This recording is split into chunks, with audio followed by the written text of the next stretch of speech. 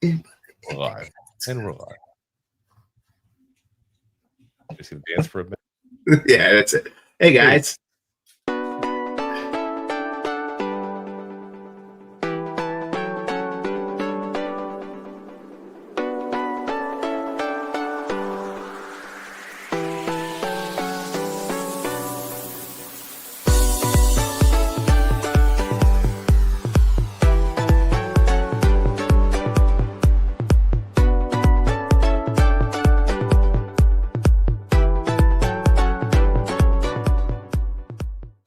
Welcome to Two Giant Goofballs, a New York Giants podcast.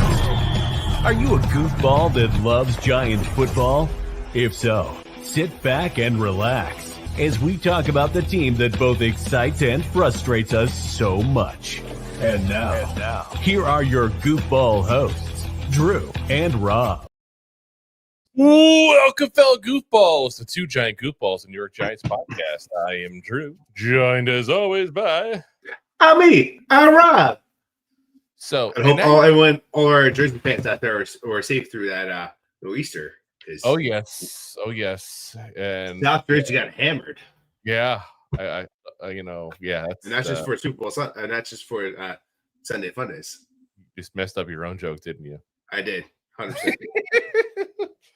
And now, people got a taste of our old intro. They hit the wrong button here as we're starting up here because when I made the video yesterday, it was supposed to not have the intro, so I took it off and I forgot to put it on before we started. Hit the wrong button. Oh well, it's okay. It's okay. We got it going anyway. So as we got the trio of regulars here with Deb. Hey kids, what's up, Deb? What's up, Deb? Spaceballs. At least we still have two. May the Schwartz be with you. Yo. Yeah. Let's see here. Yeah, like I said, we got a lot to go over with you guys here because we got more Giants news to go over with, post the game, because all of a sudden the Giants are the talk of the town after one win, which I'm sorry, is just batshit crazy. Two wins. No, well, I know I'm saying this last win is why everybody's all like, ooh, the Giants, maybe they're not so bad after all. Like, overreaction week. It's not even overreaction Monday, it's overreaction week. You got to look like you're doing great. It's okay. Well, I know. I'm just saying, you don't go from being crap to being an up-and-coming team. That's what they're making it seem like because of one win. Again, as the Super Bowl champions, we won, but still, we get one against, but still. That was the conversation we were having when we beat the Chargers. Yeah. So, like I said, it gets a little crazy, but we got a lot of stuff to go over with the team overall. Jackson Scatterboo news. We got to go Cam Scatterboo and Jackson Dart news. My AC is not working, guys, and it's like 90 degrees in this damn office. So I'm like sweating profusely and acting drunk at this point from heat exhaustion. But we also got to talk about an unlikely person that apparently helped us out with the scouting of Jackson Dart. There, as I'm saying wrong names left and right here. Also, Giants calling around for some help. A player that shouldn't be getting any more time, but apparently somehow still is getting time. Plus, the evolution of the defense and the Giants getting a big find. Plus, the recap of last week's action there. So, guys, we got a lot to go over. So, let's get right into it there.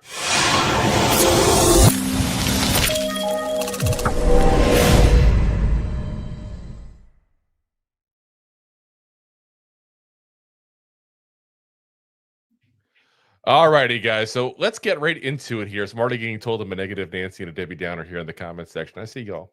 I'm not being negative. I'm being realistic. It is what it is. One game does not change the whole season. But let's talk about the Psychopaths. I just love that. That's what they're being called here. Love it.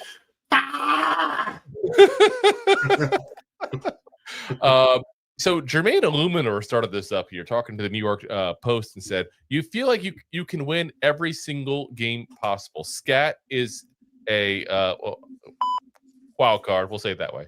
Scat is a wild card. With him and Dart in the huddle, they are both psychopaths." And I do love it when all of a sudden now things have changed. Don't get me wrong, as negative as I am, because again, I'm kind of the negative guy. It is what it is. I do love that there's positivity being talked about with the Giants, though, for once. Like, how long it been since we've had an episode where, like, guess what, guys? Great news. People like us. They're talking about us. Like, no, they're actually nice. Yeah, like that's not often the case here. And I get it, it's internal talk even, but that to me, I gotta say, I care more about the internal talk than I care about the external talk. You know what I mean? Like I care about Goes a long way. Bought in, are they looking at what this is actual change in the organization overall? You know, so it's good to see that. Brian Daboll said this week to the media, said, I would just say that they're competitive individuals who have a lot of pride, toughness, and believe in themselves. And I think that's important for any team when you have players like that. I know they're 2 rookies. We have a number of other rookies I feel are in a similar situation relative to how they compete and what they do to prepare and how they go out there and play. Those 2 guys, they care about their teammates. They prepare very diligently, and I trust them a lot on the field. So, yeah. Listen, I like it, and I think honestly the psychopath thing is kind of like I get it to a certain degree. Like I'm waiting for it to trigger somebody, probably they'll be upset with that there were psychopaths. Ooh, I have an actual psychopath condition over there. You never know nowadays, but like these guys are like one step away from a concussion and a CTE scan at basically any moment. I feel like so I kind of like the term for them to a certain degree. To a certain degree, but Jay also points out very well that a psychopath is a haircut away from reckless. No, a hair away, not a haircut away. A haircut will not affect psychological abilities. Yeah. I just thought his haircut would be better. Shave and a haircut. No, but like I said, that's definitely the case, though. I mean, these guys, you already hear all the rumors left and right about how many years will Cam Skattebo last before his brain just turns into mush. You know, and Jackson Dart's already had three instances in the medical tent for concussions. Yeah. So, yeah, like we really do gotta see them take a little better care of themselves. That's for sure. Now, I will say this: Skattebo's played this his whole damn life. I'm less worried about him, and it's not to say I don't care. Like I care. I want him ruining his life post game career. Don't get me wrong, but I see what Dart, and I'm like, okay, don't be the next Tua.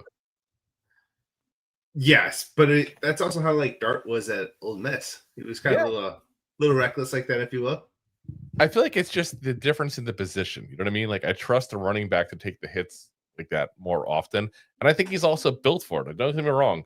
We talked about it before. Skattebo's a little bit of a smaller guy, but he's a stocky guy for his size. You know what I mean? It's not he's a twig. I mean, you know, he's still a stockier guy for the little bit of stature he has. So, you know, I feel like he's that guy. He's like, you know, the Bam Bam. They're just kind of taking it. He's used to taking it. Bam, bam, bam, bam, bam, bam, bam. Whoa. Whoa. Whoa. Anyway. Whoa. But yeah, like I said, I love the fact that there's positivity. I love the fact that these guys have really taken over the NFL at this point. I feel like, and granted, I'm a Giants fan, so obviously my feeds and social media pull up a decent amount of Giants stuff. But I've never seen more Giants stuff on my feed than I have in the last week since that Thursday game. And it's all Skattebo and it's all Dart. Those are the 2 guys. And it's every single pundit possible talking about those guys in very positive ways. Very positive. Well, you got to figure it too. It's like other players on the team has played well. There's definitely players that have not played well, but those are 2 rookies that are the leading drive why we're winning. Yeah. Like Cam Skattebo ran his brains out. Well, ran into his back. Oh my gosh. Skattebo had a really good game. Skattebo. All right. So let's talk about the whole Dart draft process a little bit and revisit that there, because the news kind of broke out. And listen, we talked about this Giant connection, Ole Miss there going on, but it's been kind of validated a little bit here recently. Whereas Diana Rossini of The Athletic did a whole article about how Joe Judge was actually a big part of this process, actually, with the Giants, which you wouldn't have thought. Like, Joe Judge got fired. It's not often you go back to the guy you fired, like, hey, by the way, you mind helping us with this? You know, like, that's not a normal scenario. And I think part of it is, I think Joe Judge realizes that, quite frankly, he wasn't ready to be a head coach. Like, I'm not trying to even disrespect the man. The Giants put him in that situation. The Giants would have said, you're ready to be a head coach. Let's make you a head coach. Whereas I don't think the Giants would have given him a shot. Yeah, it's hard too, because like sometimes when your interview for a head coach job is really to see how you do it one side of the ball and how the players react to you. It's not how you also practice conferences, like how you react from there. But really, like, when do you see a defensive coordinator or offensive coordinator be like, no, you shouldn't do that on that side of the ball. Maybe you should do that. Yeah. Or, you know what, let's push it down here. No, they're taking control of their side of the ball. And that's what you get. So sometimes, take a shot in the dark, especially special teams. Yeah. So here's what Joe Judge said. Here's what Diana Rossini said about Joe Judge.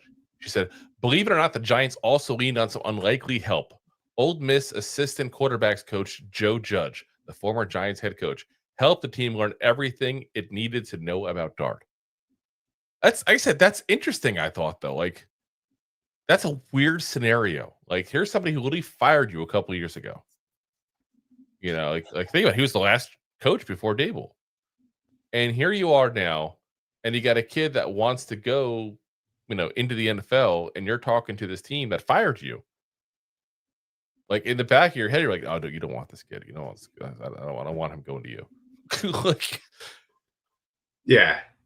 I just feel like there's part of that. I mean, I give him credit if he did that, because it actually shows a lot of maturity on Joe Judge's sake, because quite frankly, it's in Dart's best interest, to go ahead and have all the teams wanting him. So for Joe Judge to put his own personal issues with the Giants aside and say, hey, listen, here you go. Here's all the info on him. Trust me, you want this kid. That actually shows a lot of maturity in him. So I'm going to give him a little credit, a little kudos for that. Yeah. Golf clap. Now, I'm not sure if that would help me if Joe Judge was telling me this is a great offensive player, but I mean, what the hell? Yeah. I had to take that little shot.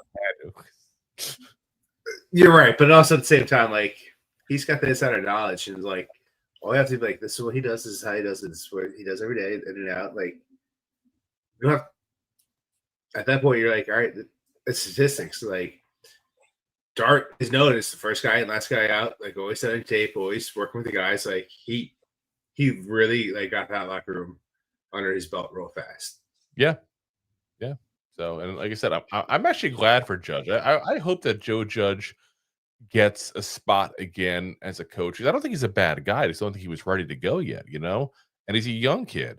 And I like the fact that now we have Joe Judge at that point maturing, growing as a coach there, getting a chance to work with a guy like Jackson Dart in college. And now, you get a chance for Jackson Dart to grow with the team that used to, employ Joe Judge, all because of those connections. Like I said, it's a nice roundabout story at that point there, and oh my God, Jay, what the heck, Jay? Yeah. Rob Golden Corral is the first guy in, last guy out. No, they boot you after 45 minutes. That's the rule, I think. Not if you pace yourself, bro. It says all you can eat. They can't do it. It's like Homer Simpson in that episode where they sued the all-you-can-eat sushi restaurant. Did you have all you can eat? Oh my God. Let's see here. Next up is a topic that I already see one guy asking in the comments. There was a Clinton, I think, asking. Let's see here. Who I saw that a minute ago. Nope. Michael saying, who are we going to trade for? Wide receiver. Listen, that's what we got to talk about. That's the rumor. The Giants are looking at wide receivers there. And there's Joe Schoen in the grocery store shopping for a wide receiver. Very nice. By the way, if you ask ChatGPT to make an image of Joe Schoen, that's literally what you get, apparently. That's after multiple attempts to get one that looks like him. Looks nothing like him.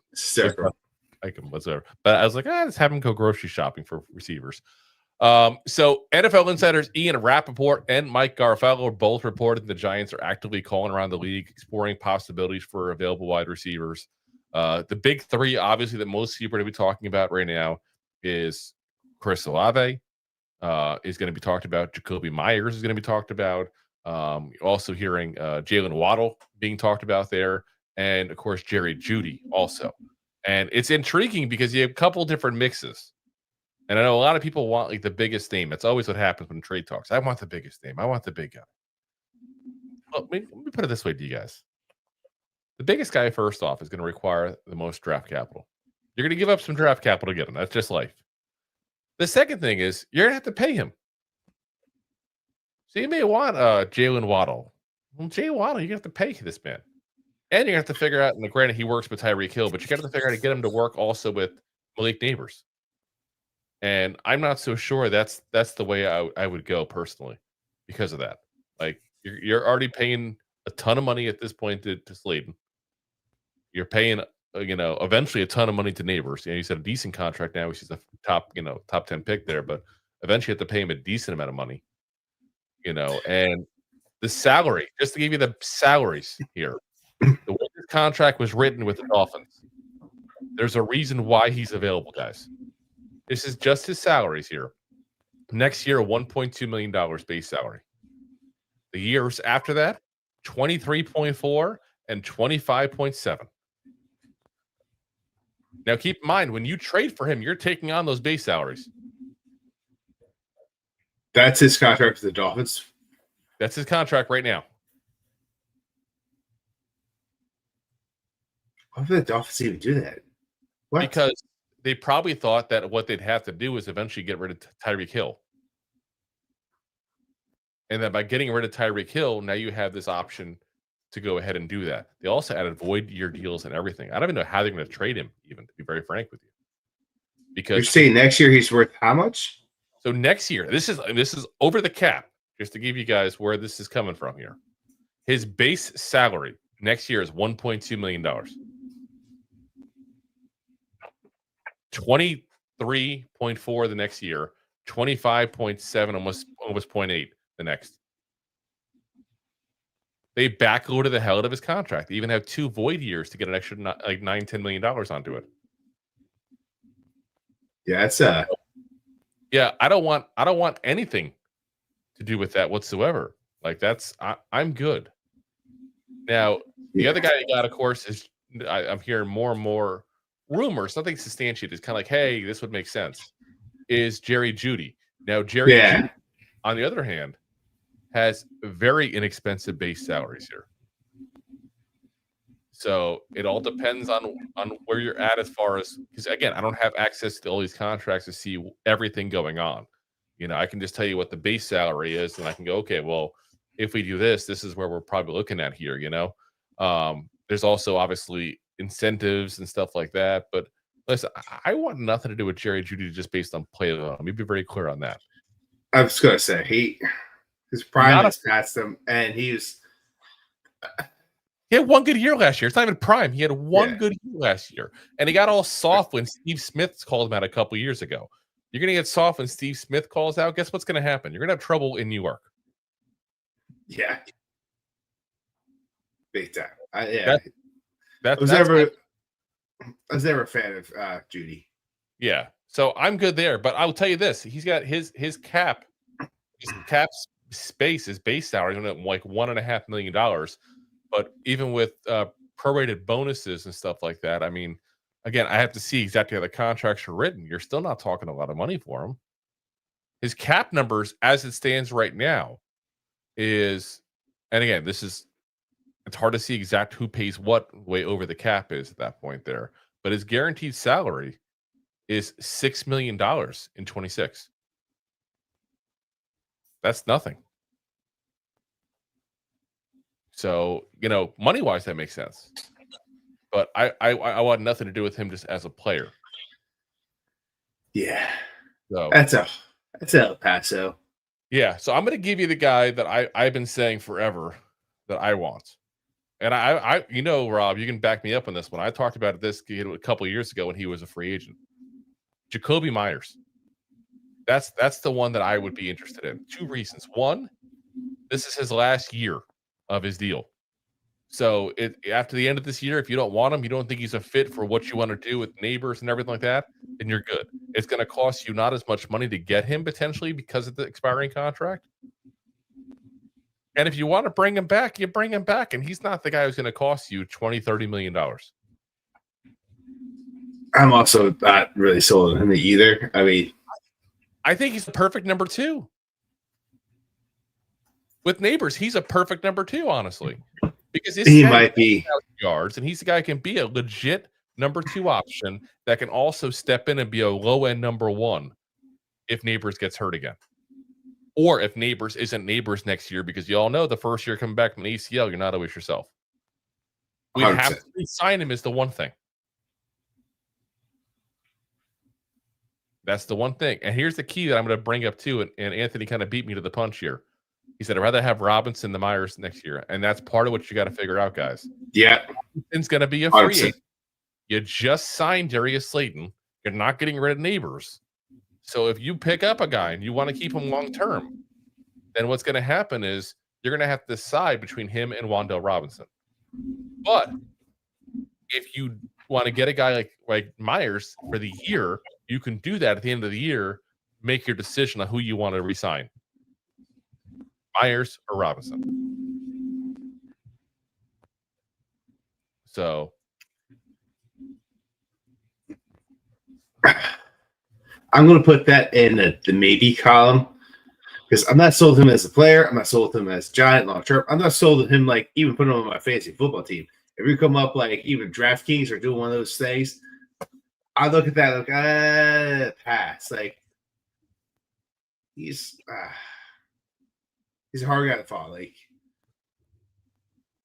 Robson, like you haven't seen the ceiling with Robson. You know what you got. Yeah, and I'm looking at Darius Slayton's numbers. We're gonna have to keep him for 26. We can get rid of him very easily in 27. So if he doesn't start becoming the Slayton he was, because let's be honest, he had a little off year. We thought it was Neighbors. He's not having the greatest start to this year necessarily. Then we have that option to get rid of him after next year. Not even wrong. I'm not looking to get rid of him. I've been a big fan of Slayton. I'm just trying to look at possible scenarios, if that makes sense. And the other guy, of course, is Chris Olave, who has had the injury issues. He probably has the highest ceiling of any of these guys potentially because he's been a guy that's been a number one receiver for New Orleans in a very struggling offense. Like Waddle, I think some of his stats are a little bit bloated because of the fact that he is number 2. Like he's not getting the top corner. That's going Tyreek Hill. At least it was until the injury, obviously. Sometimes 2 of them. But that's the truth of the matter at that point there. Even in college, he had people that were better than him as far as number one receivers. He was never the guy.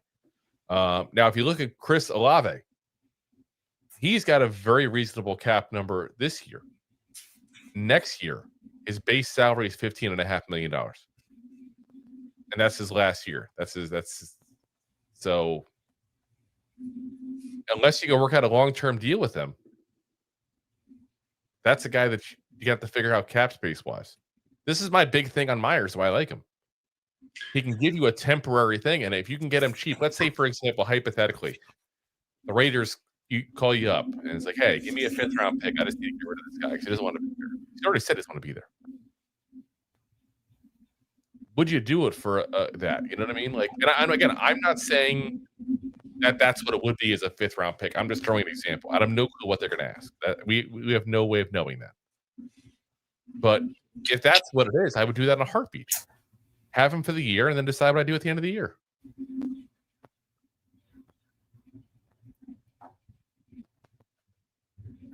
I hear what you're saying, but I'm just not sold on him. Like, and it's just 1,000-yard receiver on crappy teams. Yeah, because it's all garbage times when he's getting the ball. He doesn't. Majority of times when he's out there, you don't see him put up those points in the first half, or yards in the first half. It's when they're coming from behind. They obviously have to throw the ball constantly. Yeah, I have to look at that specifically. I got to be honest with you because that's not a stat that I'm going to see there. I don't know if you got that from somewhere, if you're just by watching, or if you got an actual stat up there. But yeah, that's. I was probably watching by putting that guy. I divorced that guy on playing DraftKings. That's how I know. Okay, that's what I'm saying. I mean, I know you got it from somewhere, just didn't know where. But like I said, it's just one of those things where I'm looking at it right here. Here's his 25 stats so far, and I pulled up, and I'll be the first one to tell you this is because this is not something I plan on talking about. So it's on ChatGPT. So listen, there's some issues with ChatGPT stuff, obviously, but it is giving me the breakdown of where he's at. Somebody else has to check the validity of it because it's that's not where else I would even look. So let me just type it in there real quick. 5 games this year, 10 catches in the first half, 15 in the second. 137 yards in the first half, 153 in the second. And he's got 6 first downs in each. So I mean, this year at least, they're pretty similar. Let me see. I'll have a deal last year for you too. But like I said, that's just, and you know what? Last year, 485 yards in the first half, 542 in the second half. He had more touchdowns in the first half. So maybe that's where you're thinking at that point. The touchdowns were definitely much higher. He had 3 in the first half, only 1 in the second. Otherwise, the numbers are pretty similar. Like I said, I just think. Wait. Are you breaking that down by the year, the season? This is the season last year. No. Yeah, you got that too. I was talking about first half, second half of the game. I'm talking about first half numbers. Sorry, yes. No, I mean the first half of the game compared to the second half. Gotcha. Okay. Yes. Sorry. I thought that's what you meant. Yeah. So like I said, he's got the more touchdowns. Then maybe that's where that thought process was coming from, what you saw, you know? But catches wise, it's the same. And like I said, part of it is he's been on a crappy team. Like, how do I even know where to try? A guy literally had 1,000 yards last year on a crappy team. 800 yards 3 years in a row prior to that. And I think he's better than anybody we got right now. And like I said, I think the contract works. It's a matter of does the compensation work. He's the guy I would target in a heartbeat. 28 years old. So he's getting to where he's at the tail end of his prime, if that makes sense. And he's also a veteran receiver that can help him out some of maybe these young kids that we're trying to get going too, including Neighbors, by the way. Even though Neighbors is a better receiver than him always, it doesn't mean you can't learn something from a savvy veteran. You're not wrong. Like, hey, like there's a reason why he's been in the NFL as long as he has been. Like, as much as I hate him, like he does put up numbers, but yeah, there's not everyone's going to be like D Hop. He's going to play for like 10 years. Even still, D Hop's not what he was 10 years ago, but neither am I. Yeah. I mean, the other option, quite frankly, is. Let me ask you this, and I'm going to ask it where I kind of know the answer to. I'm going to be that jerk. Do you think it hurt us not having any additional receivers on Thursday? Oh, I never said it wouldn't. No, but I'm saying, so like, maybe the thought process needs to be we look, but we don't need. You know what I mean? Like, we don't have to run off, grab one, and overpay for one because we're trying to save Brian Daboll and Joe Schoen's jobs. Because the best time to shops when you don't need it, because that's when you find the best deals. Yes. That's why I shop smart. Shop S smart. S smart. You got that. That's where that's where I would go personally. But like I said, we'll have to see. There's a couple options out there, and it all depends on what somebody wants to get and how bad they want to move them. And that's part of my theory with the whole Myers thing is I feel like that's the guy that the Raiders would want to move him more than the Saints want to move Olave or the Dolphins want to move Waddle because it's an expiring deal. And let's be honest, the Raiders are going to have to be probably pretty active in free agency. So comp picks aren't going to be for them. So why not get something for a guy who doesn't want to be there, is not going to re-sign with you, and he's not good enough to warrant a franchise deal. Yeah, and he's you got Stinky Pete over there to start making some moves. So yeah, nothing wrong with that.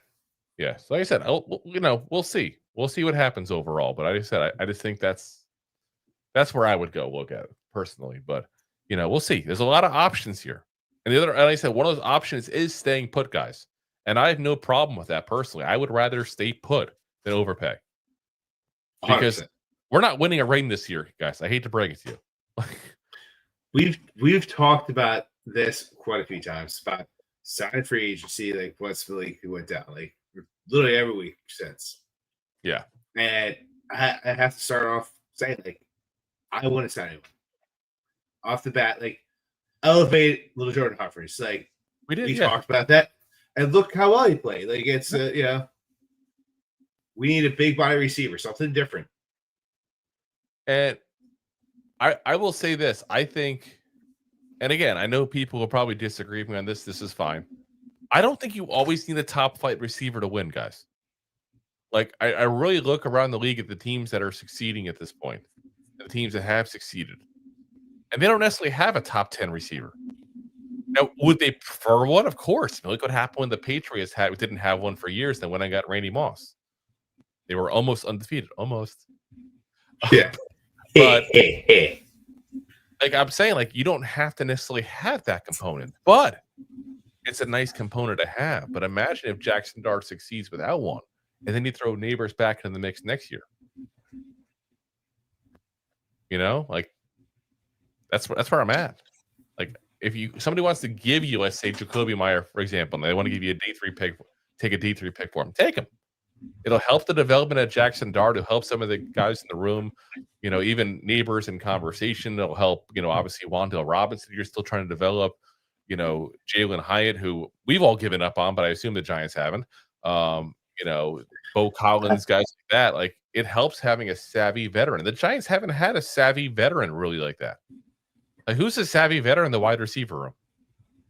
I mean, Grove's a good, you know, wide receiver coach with a lot of experience. Don't get me wrong. I get it. The coach also is the guy who's supposed to train people.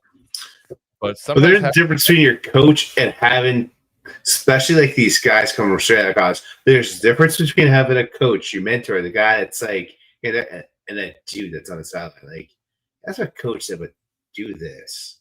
Yeah. Just change this a little bit.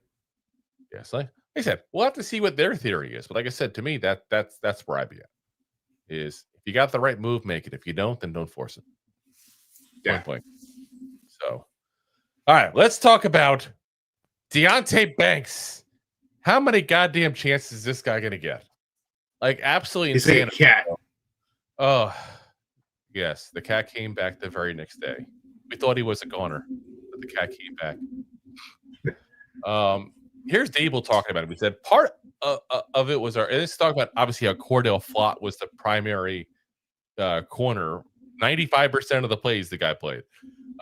He said part of it was our game plan of what we were doing. Still have confidence in Tae, but just going into the game, really at the start of the week, that's the plan that we did.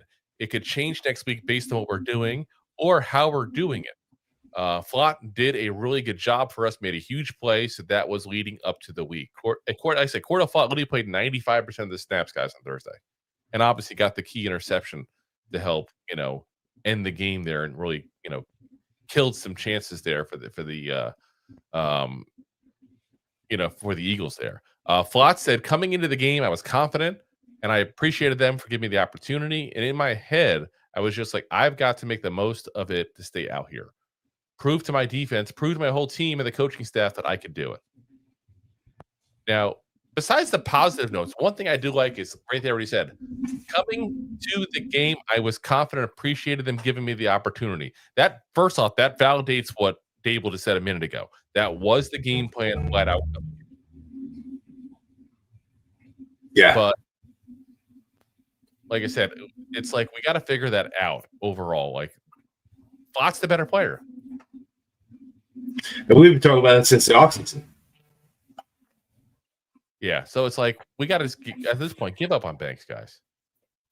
Like I'm sorry, like I may be the guy who's like quick to give up on players, but it's been years now, and he regresses every year. Like he needs a change of scenery. And I'm not even going to throw it all on him. The Giants have somewhat ruined him as well. You know, and it's like, yeah. So, you know, we just got to figure out what we're going to do with him long term. I mean, either to me at this point, he's a backup on this team the rest of the year, and you move on from him at the end of the year. You know, pretty much, or you know, he can't. Yeah, he's obviously not your number one. Like at best, he's like your number 3. It's just like I feel like I don't want him to be the Daniel Jones of corners. Does that make sense? Like, no disrespect to Daniel Jones, he's balling in Indy right now. You know, like I'm not trying to be, but we had 6 years before they finally moved on from him and realized that he wasn't going to work for them. At this point, we've seen enough Banks. He's not going to work for them. And I'll give Anthony what he said here. Let him keep returning kicks because I think he's pretty damn good at returning kicks for the most part. I will say this, though. He sucks if the ball doesn't come to him. He doesn't block whatsoever. He runs around like as if he's going to try to do something, but that doesn't actually do it. And then picks on a guy he can just go, ugh. So he can say he did it. Like, seriously, watch him during the games. You see it live. He just runs around, zigzags around, and then goes out to someone, ugh, but doesn't actually like do anything. Did you make that sound too? He does. Ugh. I heard him through the TV. Ugh. I make the sounds for people that are on the audio podcast. That way they don't go, what's he doing? They can tell I'm like, big push when I go, ugh. It's like Lamas classes over here. Say, what are you pushing? Push it real good. But that, like, seriously, I ask anybody Sunday, 4 p.m. against the Broncos, watch when Gunnar Olszewski gets the ball and you see him running around looking to not hit somebody, and then all of a sudden when Olszewski gets close, he does it every freaking play. It's kind of funny. It's the lack of effort, and that's the biggest issue I have with this kid. He has no maturity whatsoever. And don't get me wrong, a lot of us at his age didn't. But the difference is a lot of us aren't NFL players. A lot of us aren't doing multi-million-dollar a year contracts. So, yeah, I got to hold him up to that, you know? Like, and, you know, like I said, it wouldn't even shock me necessarily if he goes somewhere else and he succeeds. That's the MO for the Giants at times. But he's not going to succeed here. This coaching staff has ruined any chance of that, I feel like, with the whole making him a CB1 last year, benching him, allowing things to go on that shouldn't go on. Because even there's games you can see a lack of effort and they just left him out there. Like, do you think Coughlin would have done that? Do you think Parcells would have done that? They would have yanked his ass right out of the damn game when he started lollygagging around. I mean, he used to work lollygagging. Is that even one word? That's what they sit there going, trying to tackle people going. He doesn't even do that sometimes. When he's like running away from Jalen Hurts. Don't hit me. Yeah. Oh, in the face. I can't. Listen. I can stand somebody who doesn't necessarily have a ton of talent that hustles their ass off. You know, like that's the thing. Like, here, I'm gonna give you an example. Chase Blackburn. Give me 10 Chase Blackburns.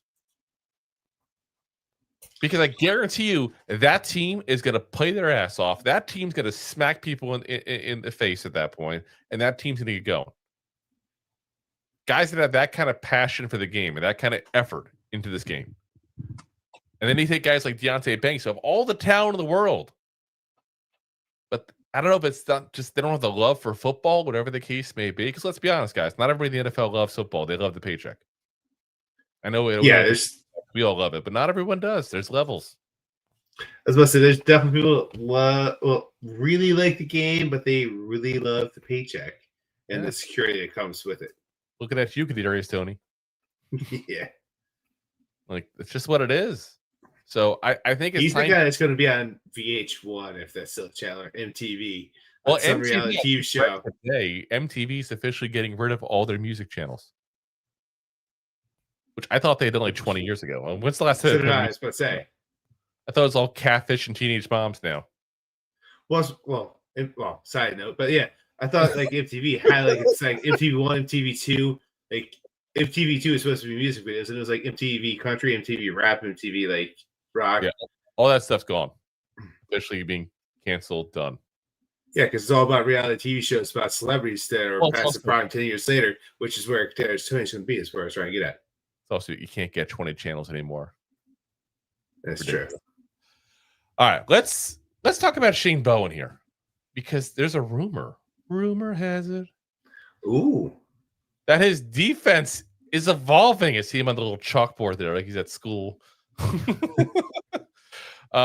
It all started with Kayvon Thibodeaux on Monday today, I should say, because today is Monday. But those who are watching live on Monday, about Shane Bowen and everything. He did a great job of hearing out the players, and then goes on to say that the defense is evolving as a result, which I love to hear that part, because listen, there's too much goddamn talent in this defense the way they played, and you did notice a difference on Thursday a little bit, not just in how they score, and obviously they shut out the Eagles in the second half. I was going to say that in case any Eagles fans are watching. But I like the fact that you saw a little bit less of a cushion with the corners. You definitely did see that. Now the big thing is going to be, can he keep evolving? Can he press more? Can he let the corners get more aggressive? Can he do more stunts? Can he do more things on the defensive line at that point besides just rush for and hope for the best? Like you can't just do that. But the fact that there was an evolution to this defense, which, let's be honest, right now we're barely getting out of the water, so like it's not difficult to Yeah. That fish has a finger. But yeah, the key part of what he just said there is Kayvon said that he's done a great job of hearing out the players. That means one of two things happen. And quite frankly, I couldn't care which one.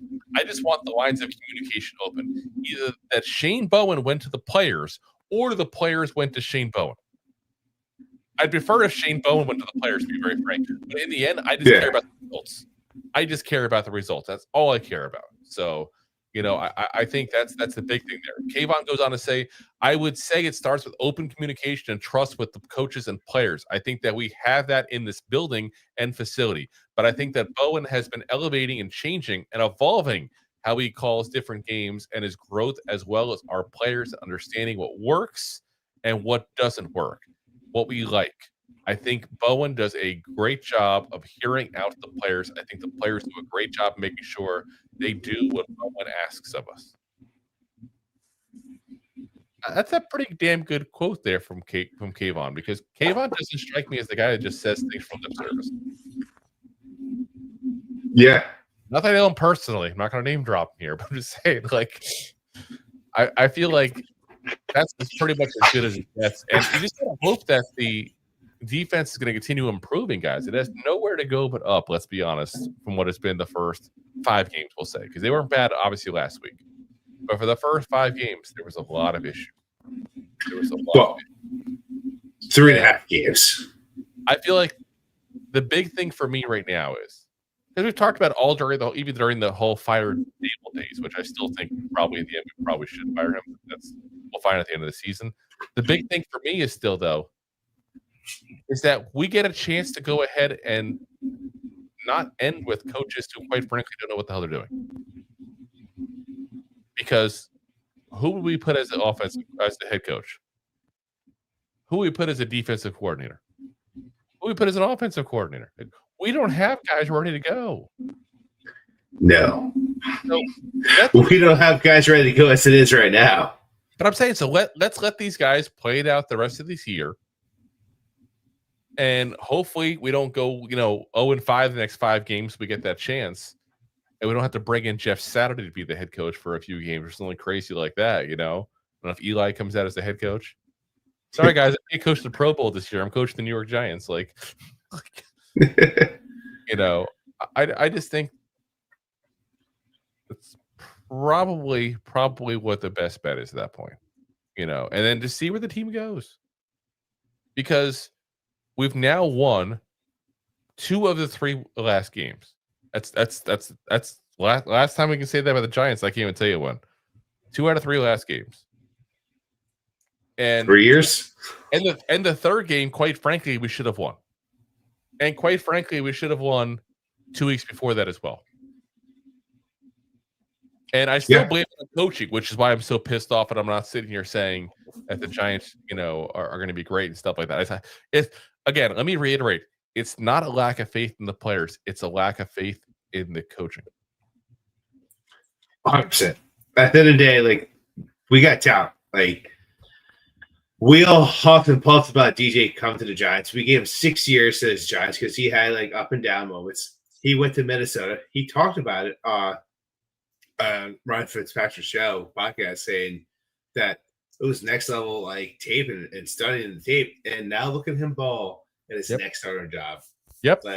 He looks like Daniel Jones of his rookie year without making the mistakes. Yeah. And hopefully we just don't ruin Dart in the end. And hopefully I'm wrong. And all this complaining at the end of the year, I'm like, you know what? I was wrong. Daboll's good. Bowen's improved. I would love to come out here and say that, guys. Well, listen, 2 things could be right. The coaching could have been terrible and it's also evolving, like, and becomes better. But as of right now, it lands on the coaching. Yeah. All our woes lands on the coaching. I'm just saying, like, because if we do that good that we want to keep Daboll, and let's say even we're a 500 team, like I'll be dancing in the streets, and I'll broadcast it live for everybody, of course, because we all love my dancing. I had to say, so I see him in the comments talking about my dancing again. Dancing, dance the night away. All right, let's get into one last Giants segment here. We got to talk about a big fine coming here, guys. And I got to say, if they fired Daboll, I'm going to miss him just for the thumbnail pictures. I got to say, because the facial expressions this guy gives on the sidelines are just absolutely. Yeah. But we have a couple of issues with the way things went with Jackson Dart in the medical tent and popping in during. Yelling at the team doctor, Cam Scatterbo going in, like that's a no-go, guys. That's like a woman's purse. You don't go in there. You never know what you're gonna find. And like the medical team, bunch of tampons. Oh, okay. But the medical, team has a job to do, and you gotta let them go ahead and do that. Like that. Honestly, as a Giants fan, is embarrassing. Absolutely embarrassing. Because what that tells me is I care more about this potential drive than I care about the health of my player. That's embarrassing. Yeah. So, and Scatterbo, I think, would just be the meathead going in there. Like, I don't blame him. Yeah, I was gonna say Scatterbo is definitely the meathead. She's like, yo, bro, you good, bro? Like, he wasn't yelling at the team doctor saying, we got 4th down coming. I got to find out what's going on. We got to get Russell Wilson out of there. He threw one bad pass. Like, having a hissy fit on the sidelines. Yeah. And in the end, you know what? If you needed more time to figure out what you want to do, call the goddamn timeout. I don't know if I don't know where we're at timeout-wise in the exact thing. I have to go back to the game to do it. Otherwise, you know what? Nothing should come before you're caring about your players and about their health and their safety. And this is the kind of stuff that when players that are potentially free agents here, because this is on the grand scale of Thursday Night Football, like everybody's watching it. It's the only goddamn game on. You saw Micah Parsons even tweeting out about the game how he hated the tush push and stuff. Like everybody in the NFL is watching you. And that's what you just show them. That I care more about my 4th down than my young quarterback's health. Like that's what you show the world. That's an issue. And I really think that he needs to go ahead and take a hard look at himself. Yeah. He needs to searching. He had a whole bunch of desperation. That's what that was. Hey man, go out there with your shell-shocked brain, because we're gonna go old school here, because you don't have a concussion, you're shell-shocked a little bit. Yeah. Rub some dirt on it and go finish this drive. Yeah. And I need you just way I don't get fired. And I see all people in the comments, by the way, and I'm gonna throw this in the mix. I wasn't planning on talking about it. Yeah, Russell Wilson we should just do to Russell Wilson what the Broncos did a couple years to him. Make him the 3rd quarterback, don't dress him, put Jameis as the backup. Because quite frankly, let me just put it this way too. It's not as much a knock on Russell Wilson when I say that, as it is this is clearly how bad Daboll thinks about Russell Wilson. Like, you think he's so crappy, you'd rather flip out and get your concussed quarterback out of the medical tent than have to put Russell Wilson in there for a 4th down. Terrible, man. See, it's so bad that Rob left. That's how bad it is. And I think the big thing is, like I said, you got to go ahead and just get rid of Russell Wilson at this point here, or make him your 3rd down. Like, I would point blank take a 7th round pick for him, or give me a 6th and I'll give you a 7th. You know what I mean? Like, let me be very frank. I don't think anybody's trading for Russell Wilson. I don't think anybody is trading for Russell Wilson. The Bengals didn't even call on him, by the way. That's the report. The Bengals wanted nothing to do with Russell Wilson or Jameis Winston. But like I said, if you're that hell-bent that I got to get my quarterback out of this medical tent because I can't trust my backup to go in there for a couple of plays, he shouldn't be your backup. And I think the big thing in the end is these Russell Wilson is probably like, we need to show respect to Russell Wilson. You know what? Russell Wilson needs to show respect for himself and realize he ain't in anymore. Like, point blank, he needs to realize he is not it anymore. And I have no qualms about him pulling a Zadarius Smith, who just retired today for the Eagles, by the way. I have no qualms about him just walking away and saying, you know what? I just don't have anymore. Like, I don't want to keep doing this. I'd have no problem with that whatsoever. And, you know, if he wants to be around to support the team, a different facility at that point, but, you know, it's done. His career is done. He's embarrassing himself. And Daboll, unfortunately, is adding to that embarrassment. Absolutely. So, you know, and listen, we hope better things out of Russ, because quite frankly, I didn't want to rush Dart out there. But at this point, guys, Dart's the start of the rest of the year. Not because Daboll said it, because he's proven he should be. And if you can't trust Russell Wilson to go in there for a couple plays, then he shouldn't be on the field. He should be wearing a suit, helping on the sidelines, giving advice to the quarterbacks as your third quarterback. And obviously, he doesn't wear a suit to third quarterback. He's still dressed like Jameis Winston does. But you get the drift of what I'm saying. You get the drift.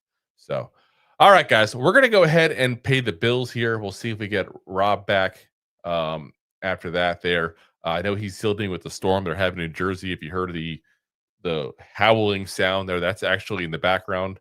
That was his wind around his house there from everything going on there. So hopefully we'll have him back in just a moment there. But if not, we'll go ahead and run down the week 6 results here together in just a moment here. So let's go ahead and pay the bills. Thanks for watching. Like the show?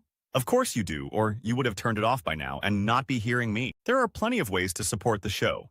YouTube is the best place to join us, and we offer memberships there with fun benefits like custom emojis and early access to video clips. Of course, there you can also send super chats and stickers to send one-time support payments. The best way to support the show is to buy these drunk idiots beers at buymeacoffee.com/2giantgoofballs. Along with one-time support payments, there are also monthly plans, so you can continue to help kill their livers each month. You can also show people that you are a goofball by visiting our store at 2giantgoofballs-shop.fourthwall.com.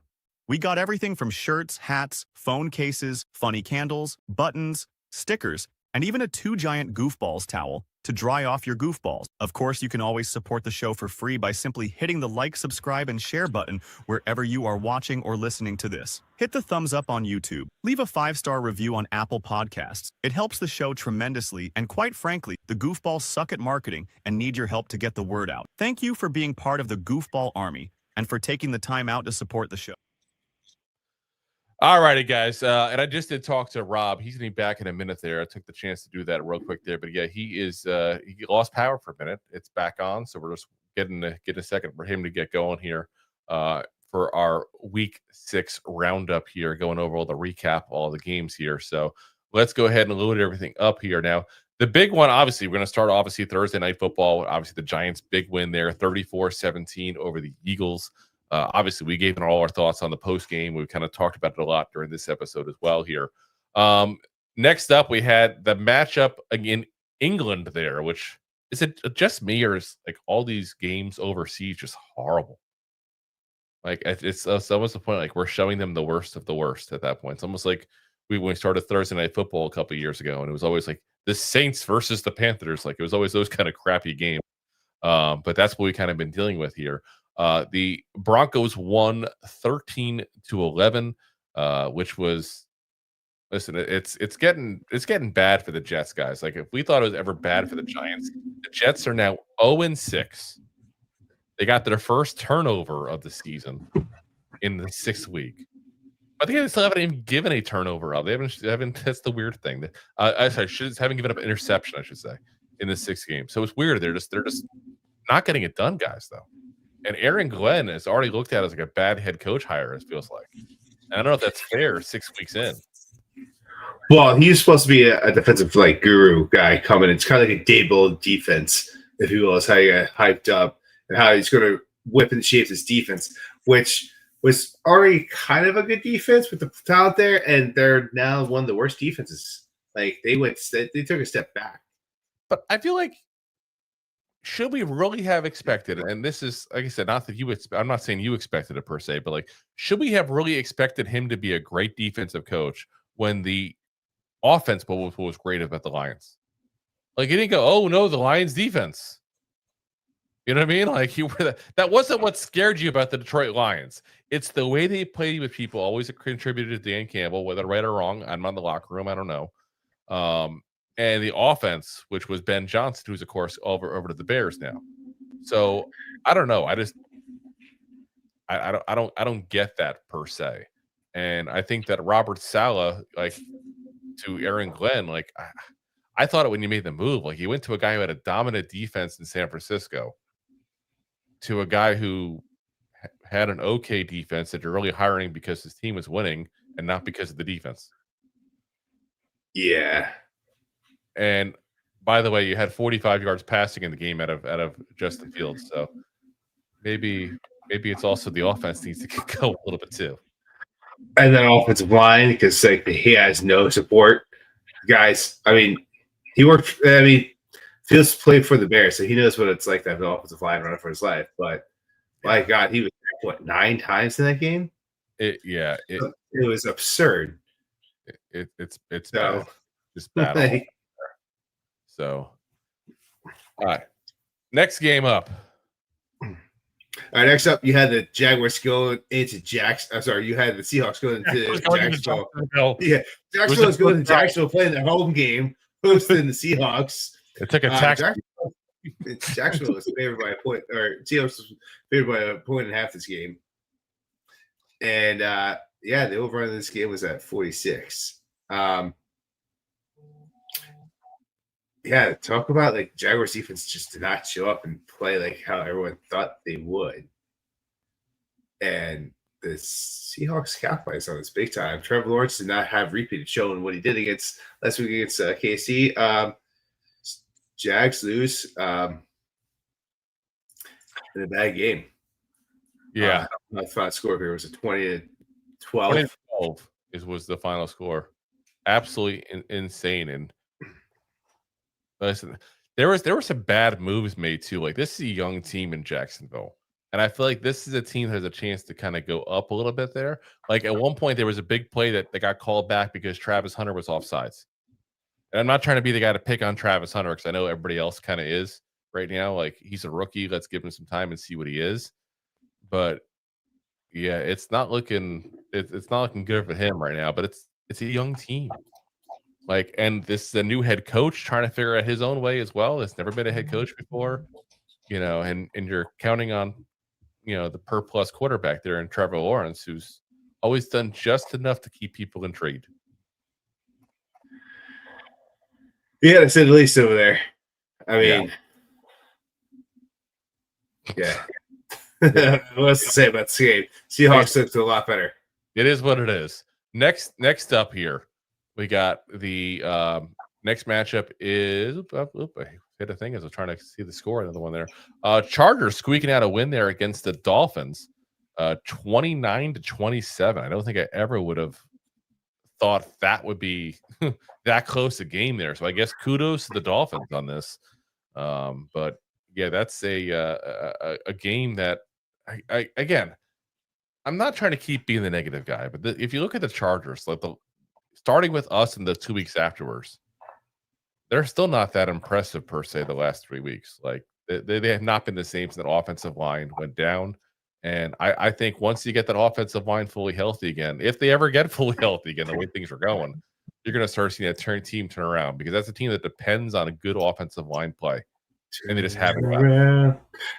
Every now and then, the quarterback at sack time because the offensive line sucks. Yeah, the Chargers are dealing with a lot of injuries. And Miami is just, I think Justin's fighting for his job over there. Justin Pugh's about to come off. He might be coming off scotch. Oh my God. He might be. That bad. Pretty bad. Not as bad as how bad Baltimore has looked since week 1. Because, they went ahead and hosted the Los Angeles Rams, which they lost 17-3. And where the Rams were favored by 7.5, which covered easily in this game. Yep. The first half told a different story from the second half. The Baltimore kept this game a little somewhat close, and then they fell apart. They're too banged up. Lamar with his hamstring. King Henry could only do so much by himself. They have on both sides of the trenches. It's a lot of key injuries, and then they're I want to say it's the number 1 and number 2 cornerbacks out as well. Yeah. Now I will say this, Derrick Henry has had only 2 good games right now this year out of 6 games. This was one of them. He had 122 yards, but he was the only person. Remember when Barkley was like the guy that just did everything for the Giants? That's what's going on with King Henry right now. Yeah, He's the only person out there. Cooper Rush could only do so much. I'm hearing people group him in with Saquon Barkley a lot right now. We talked about it, obviously, leading up to our game with the Eagles, where Saquon hasn't been Saquon this year really so far. He's 2.5 yards lower on his yards per carry than last year, practically. But Derrick Henry is still averaging 5 yards a carry. He's just not getting the ball as often. Like, there's only so much he can do when he gets the ball 8 times. I was about to say, the problem is that you don't have Lamar Jackson. He's not healthy. So, and that defense has let up a lot of points. So they're playing from behind constantly. And you can't run the ball as any amateur like football coach. You don't run the ball constantly from behind. You run constantly when you're ahead. You can still, though, include him in the passing game at least a little bit there. But, I mean, he's, like I said, last week against the Texans, he got destroyed, averaged 2.2 yards a carry. But that Texans defense trench is pretty tough right now. Yeah, this year, though, he took as good a control you can from the running back situation of the game. 24 carries, like I said, 122 yards. So, but like I said, he can't do it himself. They need to have a passing game, and Cooper Rush just sucks, quite frankly. Yeah.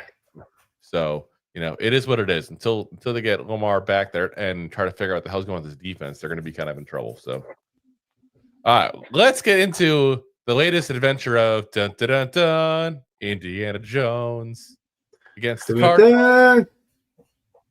He's been kicking butt. I got to root for the guy.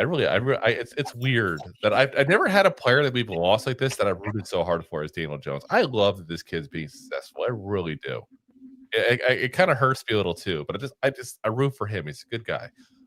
Listen, Cardinals made it definitely a little closer than we expected, but 31-27, the Colts squeak out a win there. And like I said, shouldn't necessarily been as close, but well, listen, you had a new Call of Duty come out. Kyle Murray did not play this game. You had Jacoby Prescott.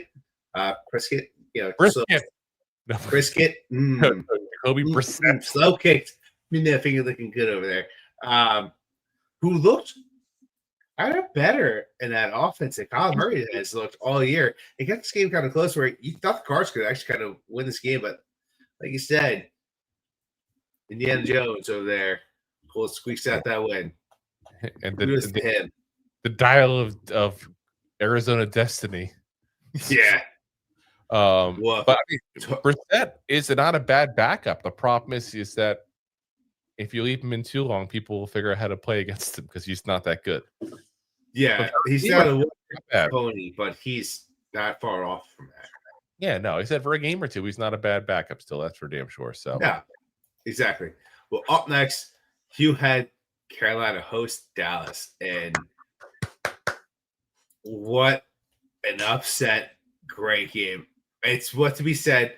What is Dallas? What is the Panthers after this week? Because Panthers win 33-27. Their defense stops Dak in its tracks, and you had Rico himself go for 123 yards. Suave. 30 carries, 183 yards, plus 4 receptions, 56 yards, and a touchdown. So he had over 200 yards against ball down. You could argue Bryce Young had his best game of his career. Yeah. Definitely this season. He's the most effective. I'll say it that way. He only had 109 yards, but he still had 3 touchdowns. So it was most effective game of the season. That's for sure. Dak still had a good game as well. 261 yards and 3 touchdowns. The problem is he can't do it all himself, guys. And Pickens, I got to say, and I'll say it point blank, I'll admit when I'm wrong. So far, I have been wrong in this Pickens thing because He had 168 yards and a touchdown. He's had a great start to the season there. I still think he'll implode at some point. He can't help himself. But so far, so good for the Cowboys with that part there. But who would have thought that would be where it's at? I mean, it's insanity now. So you have the Cowboys now at 2-3-1, and the Carolina Panthers at 500. Yeah, there was a great meme I saw last week. It was John Daly and it was probably Tiger on the golf course. Yeah, John Daly smoking cigarette with his big old gut hanging out with his great mullet, and it just has Carolina Panthers right over him. 2 and 3. The mullet, the fish, or the mullet, the haircut, just to be clear. Sure, both. Okay. Right behind what's it called? Tiger Woods. Tucked in, proceeds looking. Take it. KC 2 and 3. Just stared at each other off. And there you go. Week later, 3 and 3. Yeah. Chaos. This season's the better chaos. team. That's system is just absolute chaos. I love it. I love every second of it. And the parity is real. This is why every single league should have a cap like the NFL has. Yeah. It makes it fun. So, all right, next up. That's your game. Oh, okay. I thought it was my game. The last one. Yeah. Right. I started with the Panthers.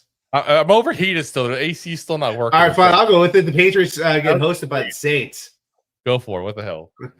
The Patriots get hosted by the Saints. Hosted by the Saints. Oh, come on in, sir. Good sir. Good sir, come in. Mr. May. Come here and just throw 3 touchdowns against us. Kick the living crap out of us. Beat us 25-19 as the Saints come marching out of town. Let's see. New England started off this game in the first quarter 14-6 and never looked back. Saints defense had some of its ups and downs there, but at the end of the day, Drake May he was 18 for 26 with 261 yards with 3 touchdowns. He just looked way better. It looks like New England finally has a quarterback since Tom Brady left. Not saying he's Tom Brady, but they finally have a coach. That is 100% what it is. Mayo is not the answer. Vrabel is. And I also got too confused with Mayo. Yeah, it's chaos. Which one do I hear? And as a Giants fan, I can tell you that it appears that when you don't turn the ball over 5 consecutive drives, you can beat the Saints. Yeah. Or you score a shit ton of points on them, like Seahawks did. They did that pretty well. That too. Next up, we got the Steelers and Old Man Rodgers playing the Cleveland Browns in Pittsburgh. And they're just playing with them, basically. 23-9 is the end result of this game, guys. And if you watch the game, like the insanity of it is, Dylan Gabriel didn't look great, but he had 5 catches that should have been made point blank. Like one literally hit, I think it was Jerry Jeudy. I wasn't planning on talking about this play specifics, and maybe I'm wrong, and then somebody can correct me in the comments if I'm wrong. But literally, it smacked him in the helmet as he was about to be like able to maybe sneak in for a touchdown if he had caught the ball. Instead, it's like it literally hits him on the side of the head. Like that's an issue. That means there's a miscommunication there somewhere. I don't know to blame the receiver, the quarterback, or the coach because I don't know the play, but there was obviously some miscommunication on that play, to say the least. There, I listen. I at this point, as somebody who has no dog in this race, and I still think Dylan Gabriel is going to be good. I just hope the Browns at some point figure out a way to go ahead and get Shedeur Sanders at some point, so we stop hearing the people say, "Oh, Shedeur Sanders would make that throw. Oh, Shedeur Sanders would." No, he stinks. He's a 5th round pick for a reason. He's a 3rd quarter. If he was good, you think the Cleveland Browns would be like, "I got it. This is what we should do. Let's make this kid the 3rd quarterback to start the season. That'll help us win, even though he's better than everybody else." Like that should tell you all you need to know. For some people who are still riding Shedeur Sanders junk like that for some reason, I don't get it. Yeah, it makes no sense.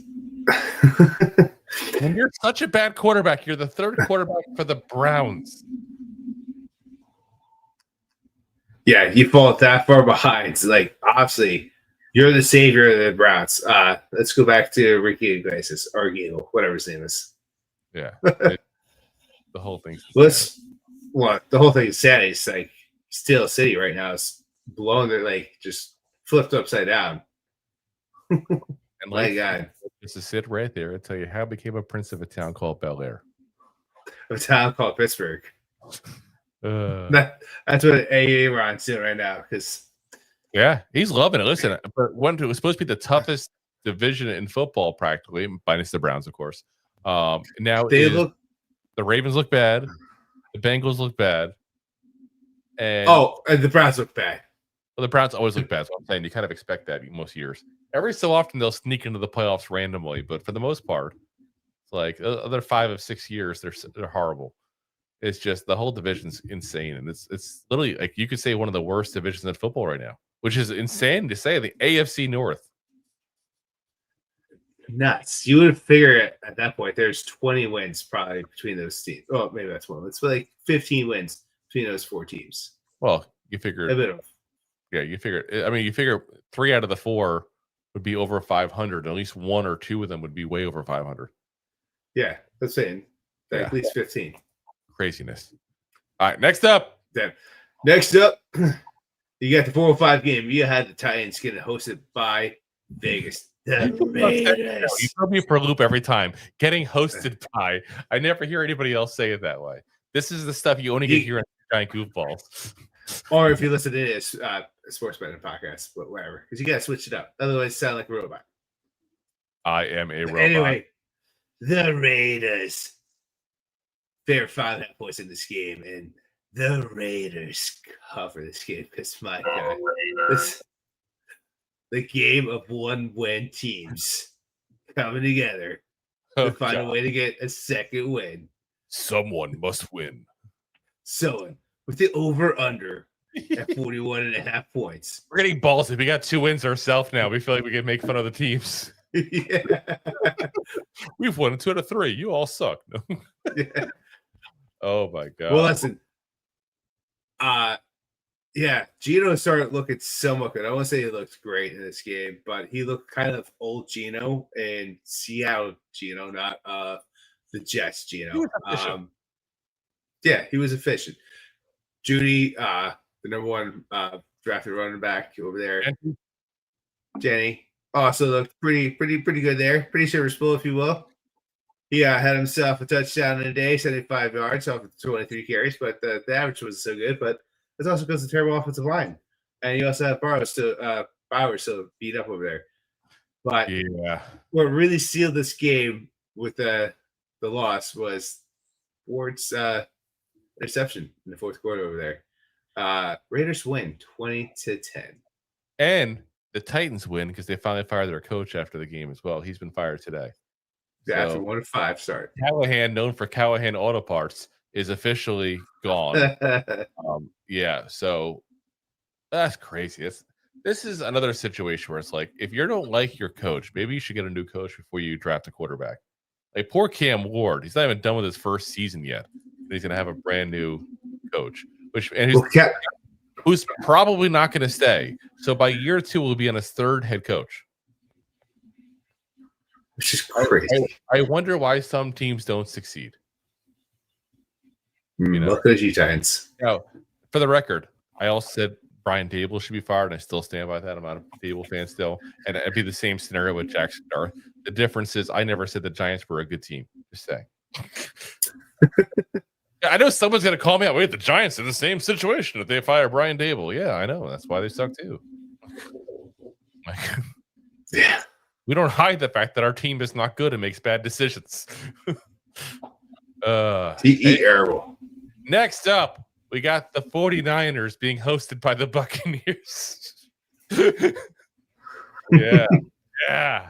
Be our guest. Look at our palm trees. Oh my gosh. But yeah, Disney's gonna sue us now. But yeah, listen, guys, the 49ers, everybody's out. Like Fred Warner got hurt this game, he's out for the year now. Like they have more injuries. It's insanity. And then there's like more people injured for the Niners than the military had on D-Day at this point. It's insanity. Like woof. Yeah, like the Bucs are gonna. We said this. The Bucs would win this pretty easily. Guess what? The Bucs won it pretty easily, as we kind of expected at that point. Yeah, Niners suffered a couple more injuries during the game, but McCaffrey was the only one that pretty much showed up for this game. Well, someone had to stand up, like the real Slim Shady. A real CMC. I will say, Kendrick Bourne has stood up for this team, and I gotta wonder, like, he's got to be part of the long-term plans for them at this point, because this kid is just balled out for this team. Let me see, where's he at stat-wise now? He's at 371 yards, but the last 2 weeks alone, 284. I was about to say, he pretty much averaged like 140 a game. Yeah, like that's pretty damn. I say 142 per game the last two, to the yard, same the last 2 weeks. But it's also because everyone's banged up. Like, yeah, but Brandon Ayuk, Janet over there. Brandon Ayuk is already taking the Niners off of his social media again. He's doing that stupid move. So he wants a big contract. He's not going to be around. So listen, it is what it is. Yeah. You don't need great receivers. I'm sorry. I'm still going to stand by what I always have said. You need a good quarterback and a good offensive line and a good defensive line. If you have those three things, chances are you're going to go ahead and do pretty decent. You're going to have something done over there. You're going to be all right. Yeah. Like I said, that's the key. So next up. Pack it up, pack it in. Let me begin. Let's talk about the Browns. No, just kidding. Let's talk about the Bengals going into Green Bay. The Packers. Pack it up, pack it in. I set you up. I know. All right. Anyway, so the Packers host the Bengals, if you will. So does it make you a little happier there, Drew? Is it that way? Yes. Which the Packers, Green Bay, and Lambeau favored 14.5 points. My God. They teeter on this the whole game. But they don't come to because Joe Burrow Joe Burrow is sitting and watching the silence. Joe Flacco, first half. Flacco. Flacco. He goes over there after 5 days on the practice squad, not even. I think in trade over there. He's playing a little street ball. The first half, he looks sus. Green Bay's defense was putting under pressure on this old man. I think he was sacked 5 times in this game. But second half, oh my gosh, he did something. He started throwing the ball to T. Higgins, started throwing the ball to Jamar Chase. They started spreading the ball around, and they keep this game a little close. They come back from a 14-point deficit and then make it within 9 points. Packers win 27-18. Yeah. Jordan Love looks pretty good. Dobbs himself looks like the number one receiver over for Green Bay. Keeps catching the ball downfield. If he gets his head screwed on right, then Dobbs is not a bad receiver. And it's just he's one of like 5 number 3 receivers to have. That's the problem. Listen, you already said you don't need a number 1. Just get yourself a good offensive line and go quarterback. Okay. What does Green Bay have? An offensive line and an okay quarterback. He's ranked a lot higher than the top okay. He hasn't progressed like I've hoped he would. I actually root for the kid because I think it's an interesting story about the Packers keep on getting good quarterback after good quarterback. Like I wish let's mimic this. The days of having a quarterbacks or your top 10 quarterbacks in the NFL throw for 300 plus yards every week is out the window. I'm not even saying that. I'm just saying point blank what I've seen play wise. Like I said, I'm not down on him. I just don't think he's progressed like I had hoped. And maybe it's because they have unrealistic expectations because he's literally following Rodgers and Favre. Like he's not Rodgers or Favre. That's all I'm saying.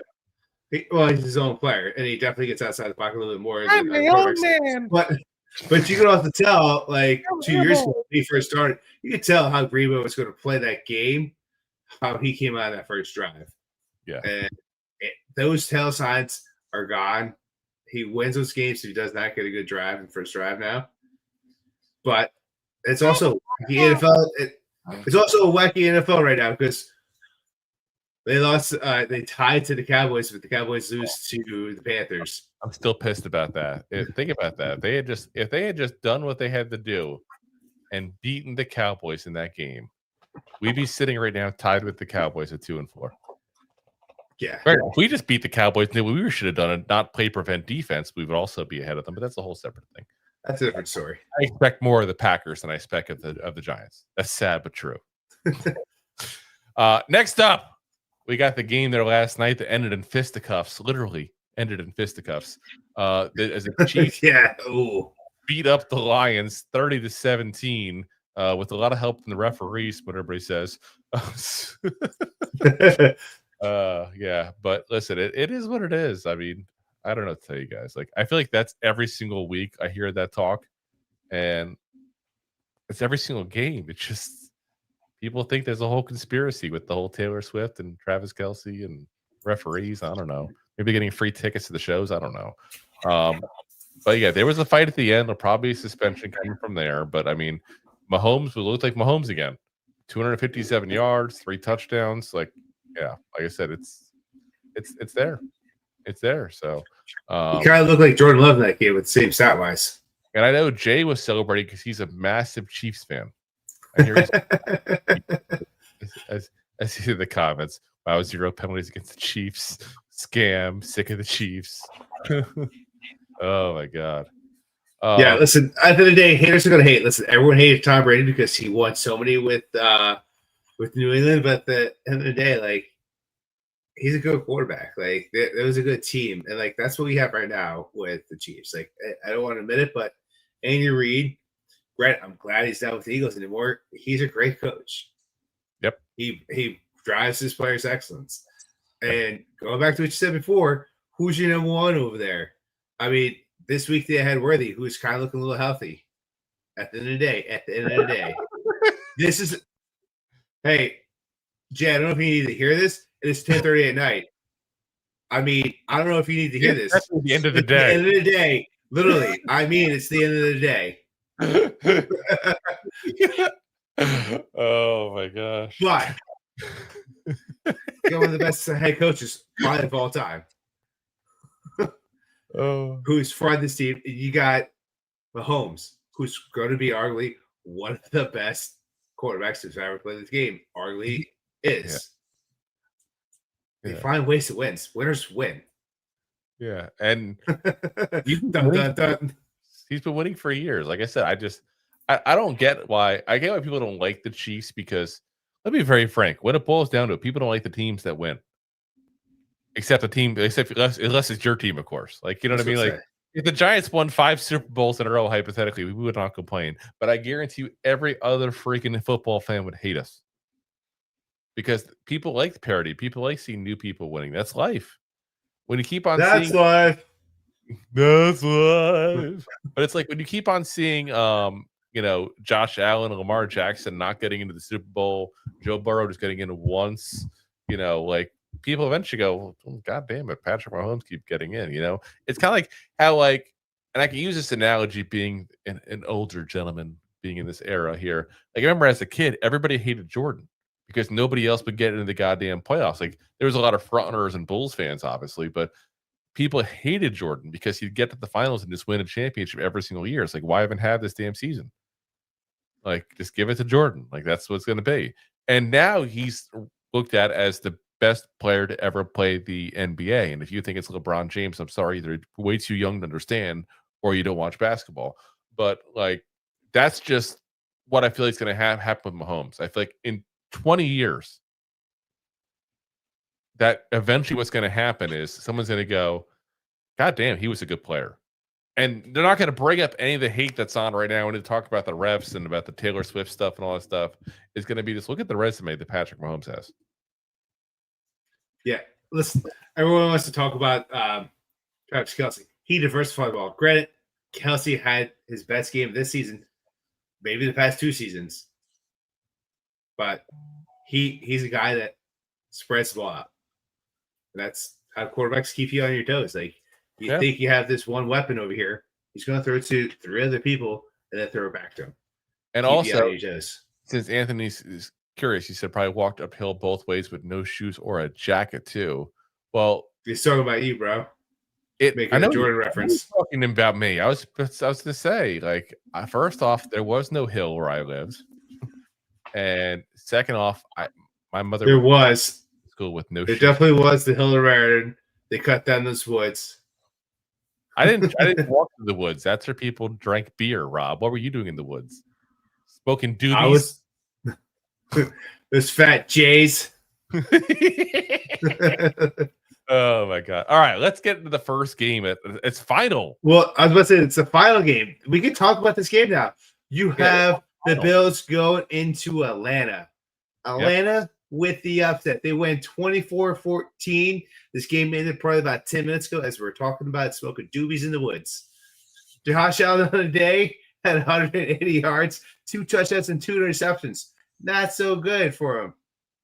No. I also had Cook over there who did not cook, 17 yards, 87 carries. Whoa, Average. That's a little mean. Average 5.1 with 0 touchdowns. 5.1 yards per carry. Oh yeah, horrible day. I didn't say I had a horrible day. I know Bijan Robinson with his 19 carries and 170 yards, but listen, just want to get out there. The thing is, the Falcons have looked good the last couple weeks after firing Ike Hilliard, former Giant, who was their head coach. I'm sorry, there was a wide receiver coach. Like, what is it with Ike Hilliard being fired all of a sudden change things? I gotta wonder what happened behind the scenes.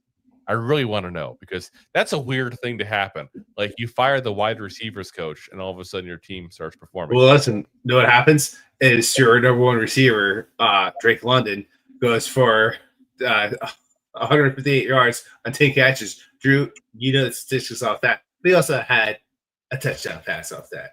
That's saying what happened there. I'm curious what happened there. I would love to be a fly on the wall there, you know?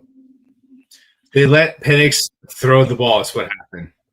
It just seems weird. Like, of all people to fire, I just wonder if there's something going on behind the scenes. And it's not necessarily it's his fault. Like, it's just weird.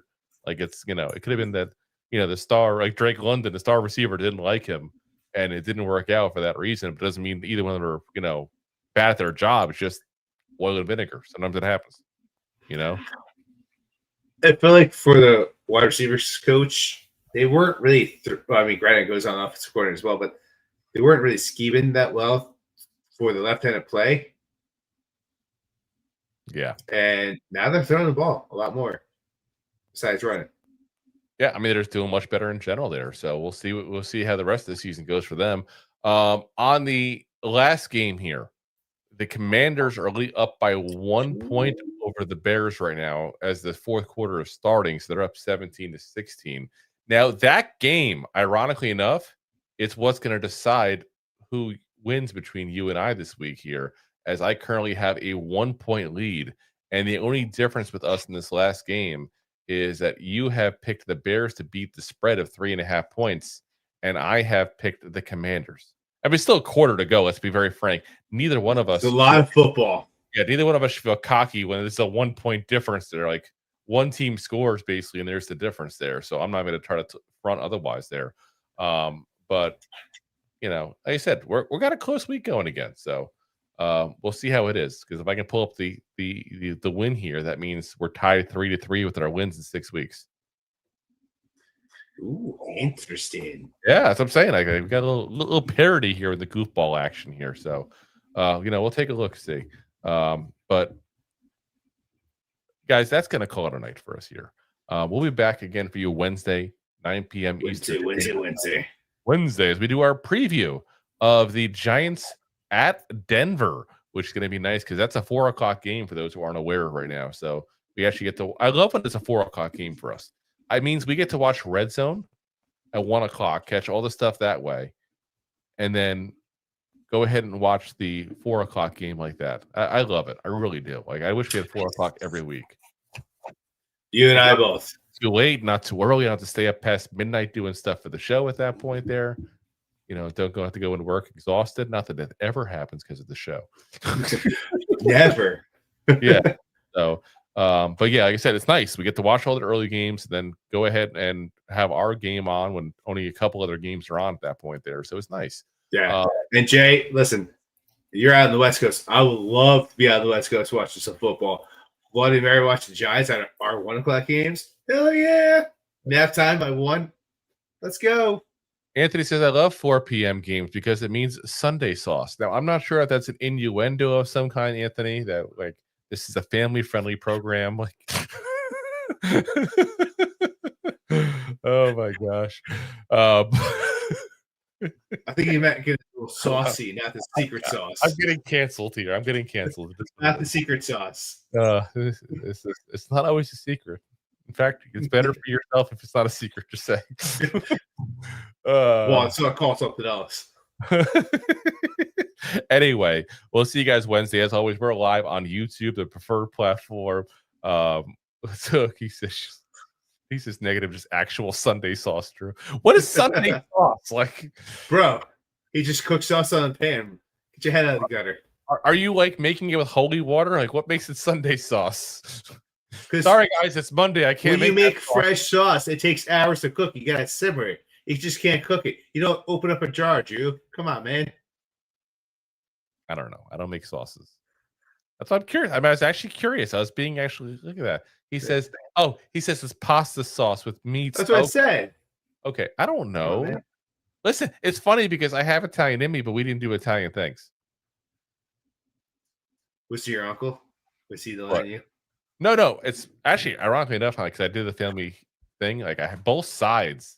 Had it. My mother much more. My great grandmother was 100% Italian. So like, I shouldn't be that much, but I'm like 20% Italian somehow. It's craziness. But we didn't do that stuff. But I do love my family. Actually, was the first one to open up a pasta shop in Newark, and I have the family's recipes actually from that. So it's definitely a nice little family history thing there.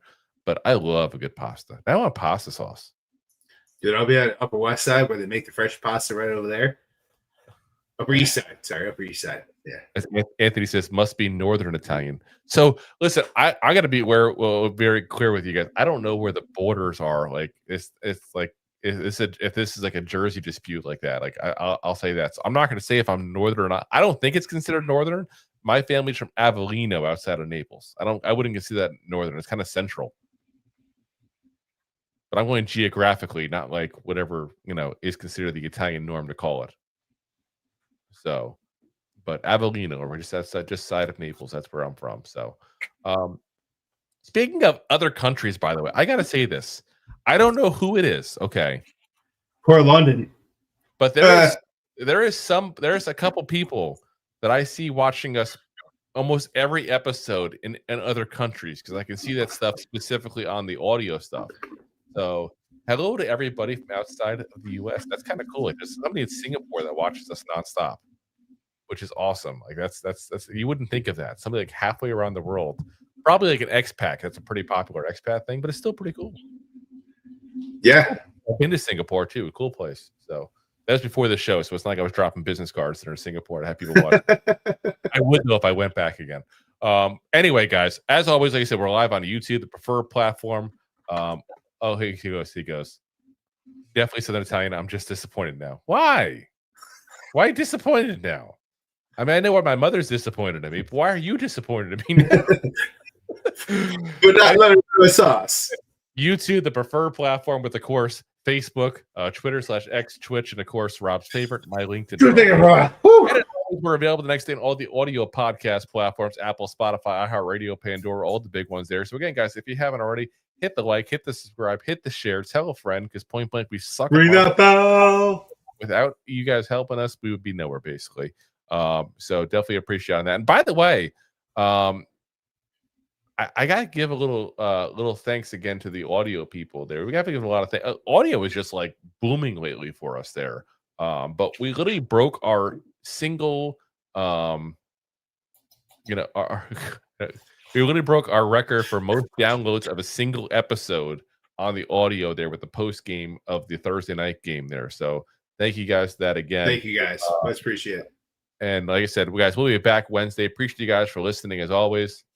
And as always, Giant fans, go J-Man! J-Man! Sunday Sausage, J-Man! Thanks for listening to Two Giant Goofballs, a New York Giants podcast. We appreciate your support. Thanks so much. Please, I'm begging you. Please.